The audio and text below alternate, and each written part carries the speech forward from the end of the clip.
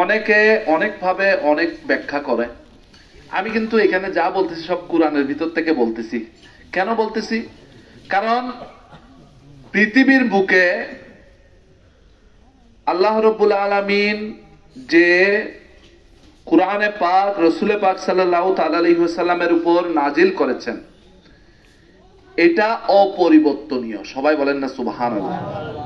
এটা কেউ বাড়াইতেও পারে নাই, কেউ কমাইতেও পারবে না। এবং ইসলামী শরিয়ার মধ্যে সবচেয়ে বেশি গৃহীত হচ্ছে কোরআনে পাক। কোরআনে পাকে যে আইন আছে সেটা মুসলিম উম্মাহ মানতে হবে। কোরআনে যেটা নাই সেটা হাদিস থেকে বের করতে হবে। কোরআন হাদিসে যেটা নাই তখন আসবে যে কিয়াসের প্রশ্ন। ইজমা আসবে কখন? যখন কোরআনেও আছে হাদিসও আছে, দুটাতে আছে, দুইটা মতবাদকে এক জায়গায় করে আলেম উলামারা এটা ডিসিশন দিবে। কিন্তু কোরআনে কোনো কিছু যদি থাকে তাহলে সেটা মুসলিমের জন্য, ইসলাম গ্রহণকারীদের জন্য মান্য। ঠিক আছে? তো আমরা কি ভুল জায়গায় আছি? আমরা তো কোরআনের উপরেই আছি। আমরা কোরআনের উপর আছি না? এই কোরআনের আয়াতগুলোর ব্যাখ্যা তো হাদিসে আছে, তাহলে আমরা সুন্নাহর উপরও আছি। কোরআন শরীফের অন্যত্র সূরা নিসার 69 নম্বর আয়াতে বলছে, আমার ওই কাশির জন্য ইবাদতগুলো পড়তেছি না। আর যে কেউ আল্লাহর হুকুম ও তার রাসূলের হুকুম মান্য করে, তাহলে যাদের প্রতি আল্লাহ নিয়ামত দান করেছেন, দেখেন কি বলতেছে, তাহলে যাদের প্রতি আল্লাহ নিয়ামত দান করেছেন সে তাদের সঙ্গী হবেন। সবাই বলেন না সুবহানাল্লাহ। যিনি আল্লাহর কথা মান্য করবে এবং রাসূল পাক সাল্লাল্লাহু আলাইহি ওয়াসাল্লামের কথা মান্য করবে, তিনি কার সঙ্গী হবে? তিনি সঙ্গী হবেন যে নিয়ামত প্রাপ্ত বান্দাগণের। সবাই বলেন না সুবহানাল্লাহ। সূরা নিসা 69 নম্বর আয়াত। আর তারা হলেন কারা? এই যে আমি বললাম আপনার নিয়ামত প্রাপ্ত বান্দা, ওনারা কারা? একই আয়াতে ওনারা হচ্ছেন নবীগণ, সিদ্দিকগণ, শহীদগণ এবং সৎকর্মশীল বান্দাগণ। সবাই বলেন না সুবহানাল্লাহ। আর তাদের সান্নিধ্যই উত্তম। কোরআনে পাকে আসছে কি? আর তাদের সান্নিধ্যই উত্তম। মানে আপনি নবী, সিদ্দিক, শহীদ, সৎকর্মশীল বান্দা যারা আছে ওনাদের সান্নিধ্য, ওনাদের সুবতটা হচ্ছে উত্তম। আল্লাহ রাব্বুল আলামিন বলতেছে। তো আমরা তো কোরআনের বাইরে যাইতে পারি না, পারি? তো কোরআন শরীফের অন্যত্র সূরা আরাফে কি আসছে? ইন্না রাহমাতাল্লাহি কারিবুম মিনাল মুহসিনিন। নিশ্চয়ই আল্লাহর করুণা সৎকর্মশীল বান্দাদের নিকটবর্তী। সবাই বলেন না সুবহানাল্লাহ। এখন সৎকর্মশীল বান্দা, আমি তো বলেই যাচ্ছি সৎকর্মশীল বান্দা। হ্যাঁ, সৎকর্মশীল বান্দাদের ভিতরে ওনাদের খুসুস কি হবে, মানে ওনাদের অভ্যাস বা ওনাদের চারিত্রিক গুণাবলী এটা কি হবে, এটা আপনি মাপকাঠি দিতে হবে রাসূল পাক সাল্লাল্লাহু আলাইহি সাল্লামের আদর্শের সঙ্গে ওনাদের আদর্শ মিল আছে কিনা। ঠিক আছে?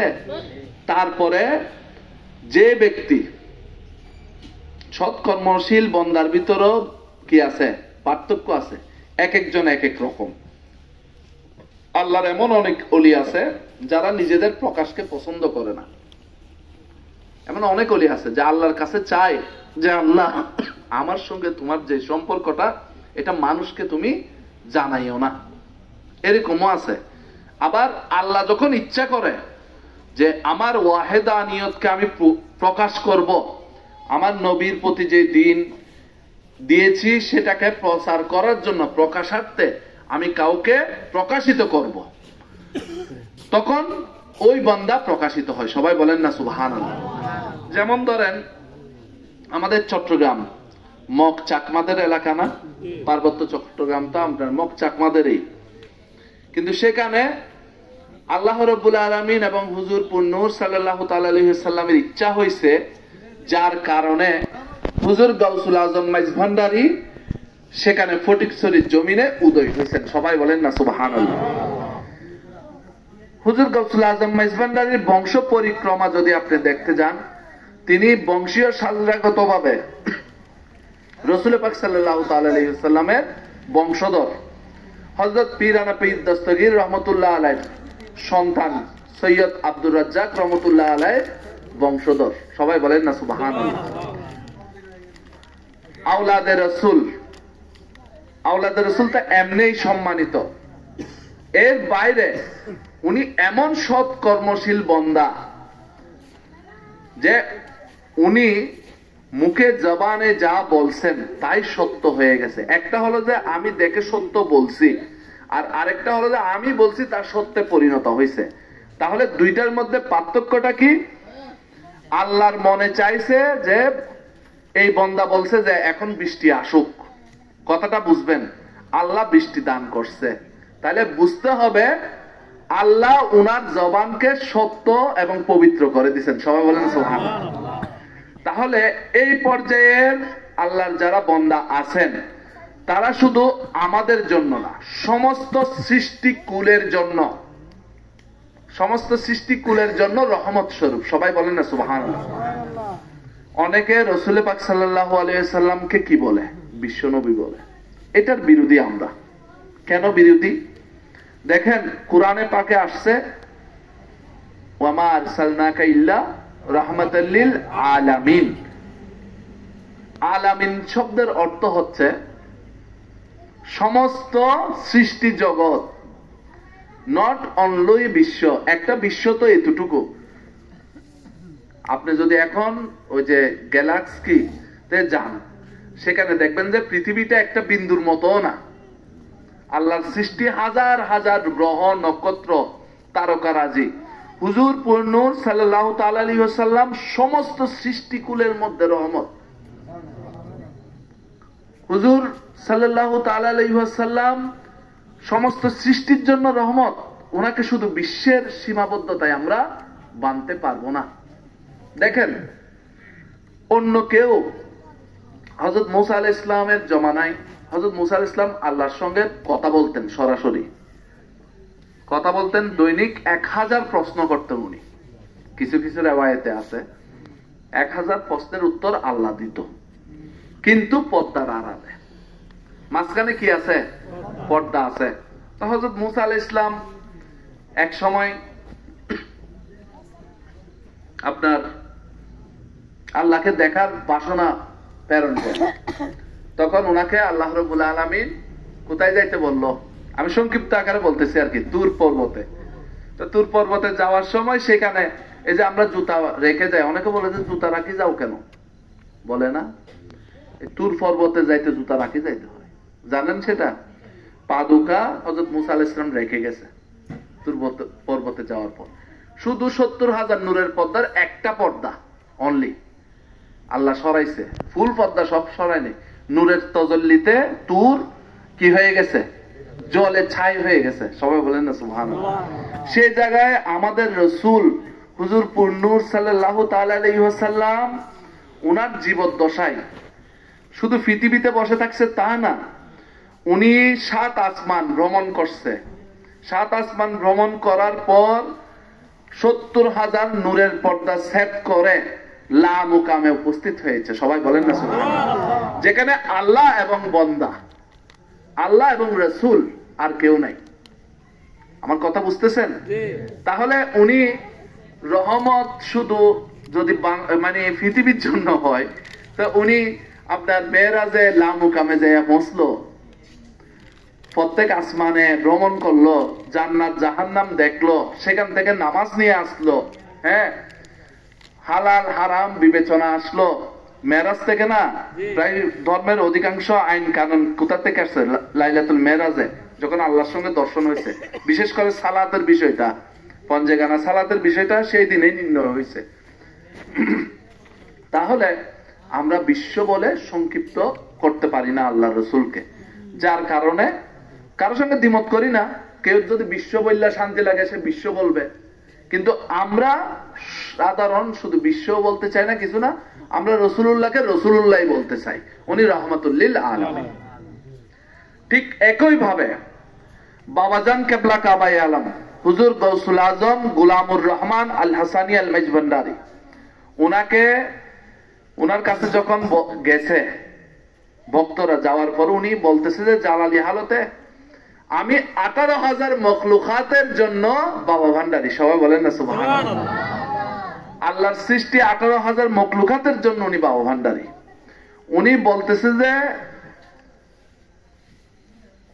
আপনার একটা সময় বাবাজান কেবলা কাবা এত রিয়াজত, এত সাধনা করছে আল্লাহর রসুলের নৈকট্য পাওয়ার জন্য, ওনার মুর্শিদের চরণে এত বিনয়ী হয়ে গেছিলেন যে উনার খাওয়া দাওয়া, ঘুম সবকিছু বছরের পর বছর উনি ছেড়ে দিছে।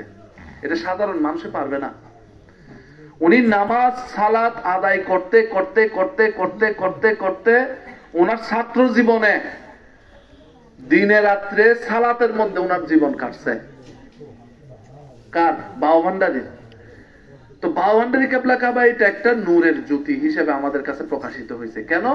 কারণ ওনার ভিতর দিয়ে হক্কানিয়তের উজ্জ্বল থেকে উজ্জ্বলতর বিষয়গুলো কি হয়ে গেছে? ওপেন হয়ে গেছে, প্রকাশ হয়ে গেছে। তো গৌসুল আজম বাবা ভান্ডারী কেবলা কাবায়ে আলমের যে তরিকা, গৌসুল আজম আহমদুল্লাহ আল হাসানি আল মাইজভান্ডারীর যে তরিকা, সেই তরিকাটা সম্পূর্ণ কোরআন এবং সুন্নাহ ভিত্তিক একটা তরিকা। ব্যাপারটা হচ্ছে আমাদের ভিতরে একটা উদাসীনতা আছে। সেটা কি জানেন? সেটা হচ্ছে আমরা কোন মাদ্রাসা প্রতিষ্ঠার ক্ষেত্রে অনেকটা পিছিয়ে। যদিও বা এখন তরিকায়ে মাইজভান্ডারিয়ার বিভিন্ন মাশায়েখগণ মাদ্রাসা প্রতিষ্ঠিত করতেছেন। ব্যাপারটা হচ্ছে আপনি মিশরের আল আজহারে যান, তরিকায়ে মাইজভান্ডারিয়া সম্বন্ধে আপনার যে ধ্যান ধারণা সেটা ঠিক হয়ে যাবে না। আপনি স্বয়ং বাগদাদ শরীফ যান, আপনি বাগদাদ শরীফ যাইও যদি 1 মাস থাকেন, তাহলে আপনার ধ্যান ধারণা তরিকায়ে মাইজভান্ডারিয়া সম্বন্ধে পরিবর্তন হয়ে যাবে এবং আপনি বলবেন যে এটা সঠিক। আপনি আজমির শরীফ যান, আপনার ধ্যান ধারণা পরিবর্তন হয়ে কি হবে? মাইজভান্ডারির তরিকাকে আপনি সঠিকই ভাববেন।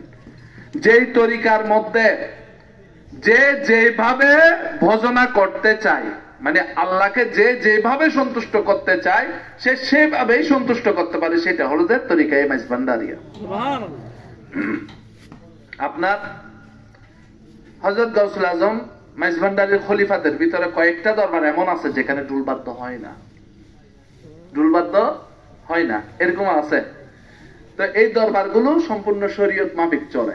ওনারা নকশবন্দি সিলসিলাকে ফলো করে, কিন্তু অধিকাংশ ফলো করে আপনার চিশতিয়াকে খলিফাদের ভিতরে। তো আপনি একই সঙ্গে একজন মাশায়েখ একজন মুর্শিদ বিভিন্ন রকমের তরিকার সবক দান করা, এটা কারো পক্ষে সম্ভব না। এইটা শুধুমাত্র মাইজভান্ডারিয়ার তরিকার যারা মাশায়েখ তারা পারে। কেন পারে? কারণ এটা গাউসুল আজমের তরিকা। সবাই বলেন না সুবহানাল্লাহ। গাউসুল আজম মানে কি? উনি অলিকুলের সম্রাট। ওনার কাছে প্রত্যেকটা তরিকাই আছে, প্রত্যেক তরিকার মাশায়েখে ওনার আয়ুত্তাদিন। সবাই বলেন না সুবহানাল্লাহ। এখানে আরেকটা বিষয় হচ্ছে, আমরা যারা তরিকায়ে মাইজভান্ডারিয়াতে দাখিল হয়েছি, অনেকের দুর্বলতা আছে। কেউ টিটকারি মারে, কেউ টিটকারি মারে না, এই যাইতেছে, কেউ বন্ড ডাকতেছে, কেউ কাফের ডাকতেছে। এগুলো তো হয়েছে, অনেক আগের থেকে হয়ে আসছে।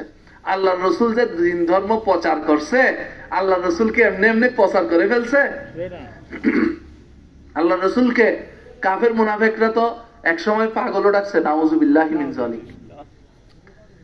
তো এটা হচ্ছে ধর্ম প্রচার। যখন আপনি করবেন তখন যে বুঝবে না সে খারাপ ভালো বলে ফেলবে, সেটাতে কিছু যায় আসে না। আপনি আপনার জায়গায় যদি সঠিক হন, আপনি আপনার জায়গায় যদি সত্যবাদী হয়ে থাকেন, আপনি আপনার তরিকাকে যদি সত্য জানতে পারেন এবং এইটার ভিতরে আল্লাহ রসুলের নিয়ামত রহমত উপলব্ধি করতে পারেন, তাহলে আপনি সঠিক। আর যদি বুঝেন যে আপনার ইমান তড়বড় হইতেছে না, নিজেও বুঝতেছেন আরে আমি এটা কি তরিকায় ঢুকছি উল্টা পাল্টা, তাহলে আপনার ইমানে দুর্বলতা আছে। আপনি আপনার ইমানের আর কি করতে হবে? এটাকে কি বলে? আপনার মেকানিক দিয়ে সার্ভিসিং করতে হবে। মেকানিকটা কে? নিজ মুর্শিদ। নিজ মুর্শিদ, কামেল মুর্শিদ যখন সামনে আসে, হযরত গৌসুল আজম মাইজভান্ডারীর সামনে হিন্দু গেছে, গৌসুল আজম বাবা ভান্ডারীর সামনে হিন্দু, বৌদ্ধ, মুসলিম, খ্রিস্টান সকল জাতি গেছে। যাওয়ার পরে উনার সুহবত, এক জমানা সুহবত 1000 বছর ইবাদত সমান হবে না। কবুরুম সাহেব বলে, মাইজভান্ডারী কালাম আছে না, যে এক জমানা, এক দৃষ্টিতে তাকানো মাত্র তার যে ধর্ম যেটা ভিতরে লালন করে আসছে সেটা জলিপুরি ছাই হয়ে আল্লাহর ওয়াহাদানিয়াতকে দর্শন করছে। সবাই বলেন সুবহানাল্লাহ। সে নিজে নিজে গান লেখা শুরু করছে, মাইজভান্ডারে উঠেছে তাওহীদের নিশানা, ঘুমায় না মায়া ঘুমে আখেরে জামানা, আখেরি জামানা। এটা কি কোনো ডাইরেক্ট মুসলমানে যাই লেখছে? ওনার কাছে তাওহীদ সম্বন্ধে ধারণা আছে? কিন্তু গৌসুল আজম মাইজভান্ডারীর সুহবতে গিয়ে, বাউভান্ডারীর সুহবতে গিয়ে উনি লিখতেছে যে তাওহীদের বিশ্লেষণ, বলতেছে যে কি, কলবে জিন্দা হয়ে যাবে, মাবুদের দিদারে পাবে, কলব জিন্দা হয়ে যাবে, মাবুদের দিদারে পাবে। আরে দুষ্ট দুশ্মনের সমান হবে কিসের ভাবনা, দুষ্ট দুশ্মন সমান হবে কিসের ভাবনা, ঘুমায় না মায়া ঘুমে আখেরে জামানা, আখেরি জামানা। মাইজভান্ডারে উঠেছে তাওহীদের নিশানা, আরে মাইজভান্ডারে উঠেছে তাওহীদের নিশানা, ঘুমায় না মায়া ঘুমে আখের জামানা, আখেরি জামানা।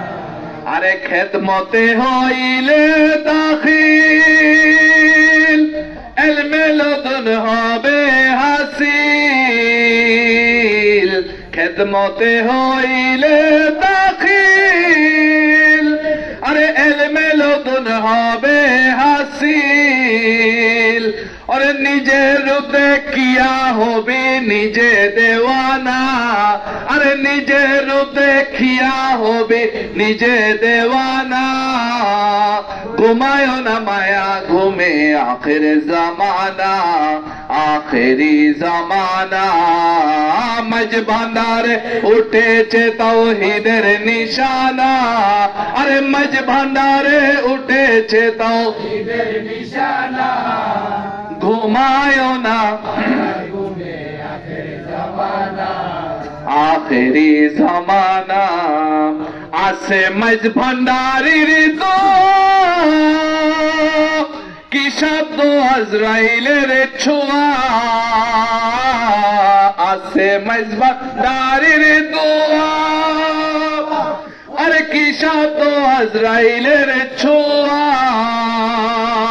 আরে রমেশ বলে লাপরোয়া আছেন মাওলানা, আছেন মাওলানা, ঘুমায় না মায়া ঘুমে আখের জামানা, আখেরি জামানা। আরে মাইজভান্ডারে উঠেছে তাওহীদের নিশানা, আরে মাইজভান্ডারে উঠেছে তাওহীদের নিশানা, ঘুমায় না মায়া ঘুমে আখের জামানা, আখেরি জামানা। এখন একটা মানুষ ভিতর থেকে যদি ইসলামকে না নেয়, মুখে কালমা পড়লে হবে? যখন দেশ স্বাধীন হয় 1971 সালে, তখন অনেক হিন্দুকে ধরি ধরি ধরি ধরি মুসলমানি করাইছে, কালমা পড়াইছে, কিন্তু যখন দেশ স্বাধীন হয়েছে আবার হিন্দু হয়ে গেছে, হয়ে গেছে না? মানে এটা কি সুবিধার জন্য, বাঁচার জন্য তৎক্ষণাৎ সে একটা ভাব ধরছে, কিন্তু যে ভিতর থেকে ইসলামকে কবুল করছে, খেয়াল করেন, যে ভিতর থেকে পিওর হয়ে গেছে, যে আল্লাহর ওয়াহেদানিয়তকে স্বীকার করে নিছে, যে রাসূল পাক সাল্লাল্লাহু তাআলা আলাইহি ওয়াসাল্লামকে স্বীকার করে নিয়েছে, সে নাম ফালতাক আর না ফালতাক তার ঈমান নাই আপনি আমি বলতে পারবো? মাইজভান্ডার তরিকায় যারা গেছে ভিতর থেকে পিওর হয়েছে। কোথা থেকে পিওর হয়েছে? ভিতর থেকে পিওর হয়েছে। এবং তারা আপনার স্পষ্ট বাক্যে মাইজবান্ডারিকে স্বীকার করছে। আর মাইজবান্ডারি কি? মাইজবান্ডারিটা কি? আকবর বলেন উনি হচ্ছে যে আল্লাহর নিয়ামত প্রাপ্ত বান্দা, উনি হচ্ছেন মুহসিন বান্দা, উনি হচ্ছে যে সাদেকিন বান্দা। আপনি চিন্তা করে দেখেন, গাউসুল আজম মাইজবান্ডারি, গাউসুল আজম বাওয়াবান্ডারি হচ্ছে যে রাসূল পাক সাল্লাল্লাহু আলাইহি সাল্লামের তাজদারি। তাইলে একজন বিধর্মী আয়েশা যখন উনাকে মানলো এবং আল্লাহর ওয়াহেদানিয়তকে স্বীকার করলো, রাসূলের রিসালাতকে স্বীকার করলো, সে কি আর বিধর্মী আছে? সে তো তার ধর্মের কোন গুরুর কাছে যায় নাই, সে আমার ধর্মের কাছে আসে নাই।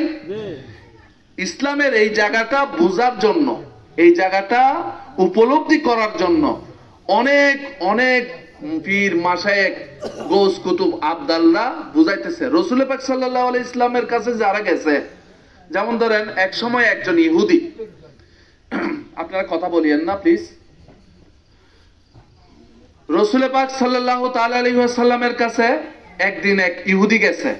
সে মনে মনে বলতেছে মদিনার উনি রাষ্ট্রপতি, মানে আল্লাহ রাসূল তখন মদিনাকে রাষ্ট্র হিসাবে কি করছে?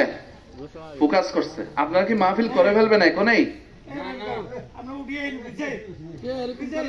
তো আচ্ছা, তো রাসূল পাক সাল্লাল্লাহু তাআলা আলাইহি ওয়াসাল্লাম কে সে চিন্তা করতেছে আজকে বুঝাবো। কি বুঝাবে রাসূলকে? রাসূলকে বুঝাবে যে মানে উনি যে মদিনার প্রধান হইল, উনি যে নবুয়তের দাবি করে, এটা উনাকে আজকে মজা বুঝাবে। নাউজুবিল্লাহ। তখন রাসূলের কাছে যাইয়া সে বলতেছে আমি মুসাফির, আপনি তো নবী, এখন আমি আপনার কাছে কি চাই? থাকার জন্য জায়গা চাই। তখন আল্লাহর রাসূল ওনাকে মুসাফির হিসাবে থাকতে দিল, খাইতে দিল। উনি খাইতে খাইতে এমন খানা খাইতেছে, মনে মনে বলতেছে আজকে এমন খানা খাবো মুহাম্মদ সাল্লাল্লাহু আলাইহি ওয়াসাল্লামের খাওয়ার জন্য আর কিছু অবশিষ্ট থাকবে না। ওর ভাবনা, বলেন না নাউজুবিল্লাহ। যখন ও খাইতেছে, খাইতে খাইতে খাইতে খাইতে এমন খাওয়া খাইছে, সব খেয়ে ফেলছে। খাইয়া মনে মনে বলতেছে আজকে বুঝা যাবে কেমন লাগে। আজকে রাত্রে তো আর উনি খাবে না, ক্ষুধার্ত থাকবে কে? আল্লাহ রাসূল। তখন আল্লাহ রাসূল ওনাকে শুইতে দিল, শুইতে দিয়ে গেছে। রাত্রে ফেটে মুসর দিছে, এমন মুসর, এখন তো বাথরুমে যাইতে হয়। সে কি করছে? চিন্তা করছে এখানেই কাম সারা ফেলি, সাইরা আমি ফলাইয়ে যাবো গা, তারপরে মজা বুঝবে। এটা মানে রাসূলকে মজা বোঝানোর জন্য সে এটা চিন্তা করতেছে। কে? ওই ইহুদি। তখন সে রাত্রে সেখানে বিছনা ভইরা কি করে দিল?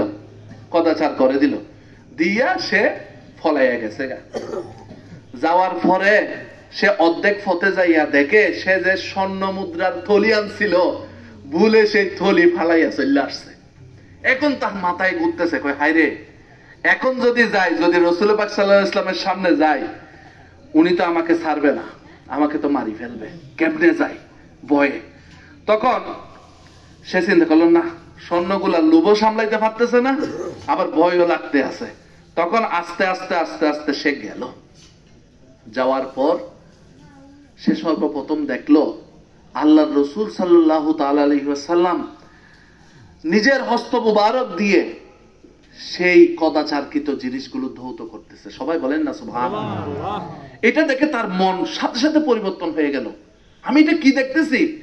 একটা মদিনা রাষ্ট্রের প্রধান, মুসলমানদের নবী হযরত মুহাম্মদ মুস্তাফা সাল্লাল্লাহু তাআলা আলাইহি ওয়াসাল্লাম, আমি একটা ইহুদি, আমি একটা ইহুদি হওয়ার পরেও উনি আমার এসব পরিষ্কার করতেছে। উনি না সত্য, আমি না মিথ্যা। সবাই বলেন না সুবহানাল্লাহ। সাথে সাথে আল্লাহ রাসূলের কাছে গিয়ে এই মহানুভবতা দেখে ইহুদি ইসলাম ধর্ম গ্রহণ করলেন। সবাই বলেন সুবহানাল্লাহ। তো যুদ্ধ জবরদস্তি তো ধর্ম না, ধর্ম হচ্ছে আদর্শ। আপনার আদর্শ থাকবে, আপনার আদর্শ থেকে মানুষ আদর্শিত হয়ে আপনার ধর্মে আসবে। যেটা খাজা মঈনুদ্দিন চিশতি আসছে, আদর্শ দেখি মানুষ পাগলের মতো আসি, বুমরের মতো আসি, খালি মুরিদ হইছে আর ইসলাম নিছে। গাউসুল আজম মাইজভান্ডারি আসছে, ওনার আদর্শ দেখে মানুষ পাগল হইছে। গাউসুল আজম মাইজভান্ডারি আগে থেকে ওলিয়া ছিল নাকি? ওনার আদর্শ থেকে মানুষ পাগল হয়েছে, গৌসুল আজম বাবা ভান্ডারীর আদর্শ থেকে পাগল হয়েছে, আমার বাবাজানের আদর্শ থেকে এই অঞ্চলের মানুষ পাগল হয়েছে। জোর করে কাউকে ধর্ম দেয় নেই, ধর্ম দীক্ষা দিছে জোর করে কাউকে আজ পর্যন্ত কেউ দিতে পারছে? মনের খবর জানে খুদা আর জানে রু ইনসানি, মাইজ ভান্ডারে একটা কালাম আছে না, কাউরে শিখাও প্রেম ধর্ম, কাউরে শিখাও শয়তানি। তাইলে কি আপনি ধর্ম এটা আপনার, আপনাকে জোর করে কেউ গিলাইতে পারবে না। আপনি মুসলমান বলতেছেন, প্রকৃত মুসলমান হিসেবে যদি আপনি আল্লাহর দরবারে যাইতে না পারেন তাহলে আপনার কোনো কিছুই তো গ্যারান্টেড না। আপনি যদি শেষ পর্যন্ত কালেমা রক্ষা করে যাইতে না পারেন তাহলে আপনার মুসলমানিয়ত থাকবে, আপনার আমল হিসাবে আসবে? তাহলে আপনার সর্বপ্রথম আপনার ইমানকে শক্ত করতে হবে। আর ইমান মজবুতের ক্ষেত্রে আপনার অবশ্যই অবশ্যই জানতে হবে। সেই জন্যই সূরা ফাতিহা, যে সূরা না পড়লে নামাজ হয় না, সেই সূরায় বলা হয়েছে ইহদিনাস সিরাতাল মুস্তাকিম, তরিকতের কথা বলা হয়েছে এই আয়াতে। সিরাতাল লাযিনা আনআমতা আলাইহিম, যে পথে আমার নিয়ামত প্রাপ্ত বান্দাগণ গিয়েছে। সবাই বলেন না সুবহানাল্লাহ। স্পষ্ট কথা, তরিকত নাই, সিরাত আছে। সিরাত শব্দের অর্থ পথ, তরিক শব্দের অর্থ পথ। কেউ যদি বলে তরিকত কোরআন হাদিসে নাই, সর্বপ্রথম সূরায় আছে সিরাত। সিরাত মানে তো পথ। আমাকে চালাও সরল সঠিক পথে, যে পথে তোমার নিয়ামত প্রাপ্ত বান্দাগণ গিয়েছেন। এর থেকে আর স্পষ্ট করে কি বলবে আল্লাহ? আল্লাহ কি মানুষকে জনে জনে বলবে যে অমুকরে পাঠাইছি তুমি ওরে মানো, তমুকরে পাঠাইছি? এত বড় বান্দা তো আমরা হই নাই। আমাদের বিশ্বাস করতে হবে কোরআনকে, রাসূলের সুন্নাহকে, নাকি? আল্লাহ রাব্বুল আলামিন অনেক কথা বলিয়েছেন, ভুল ত্রুটি ক্ষমা সুলভ দৃষ্টিতে দেখবেন। অনেক রাত্র হয়ে গেছে, সেমা জিকির হবে। হ্যাঁ, আর কথা না বাড়াই নাকি? আচ্ছা, আল্লাহ মেহেরবানি করুক সবাইকে। আলহামদুলিল্লাহ। ওয়া মা আলাইনা ইল্লাল বালাগ। সাদমারাহা।